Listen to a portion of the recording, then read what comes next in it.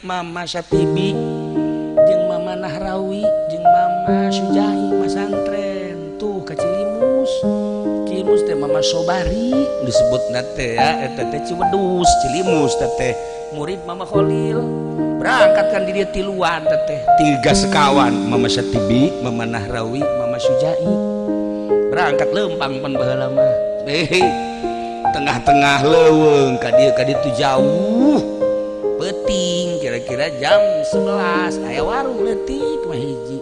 Didinya mampir. Korenganan mampir di dinya pamajikan nu boga warung pae. Maot keur ceuring we. Ieu kunaon Pak? Pamajikan ninggal. Atuh ninggal moal jeung ceuring kan moal hirup deui. Lain kitu kira teh atuh. Itu cerik-cerik acan mau besi jore bae kabejana ya macem-macem. Geus yang mau santri kan cek tukang warung cek muhun anakna aya deui. Geus ngadawu tuh maca Yasin kan tiluan we Mama Syatibi Gentur, Mama Nahrawi Kresek, Mama Sujai Tasikmalaya. Langsung maca Yasin beres maca Yasin tadi lu balik lalagaan.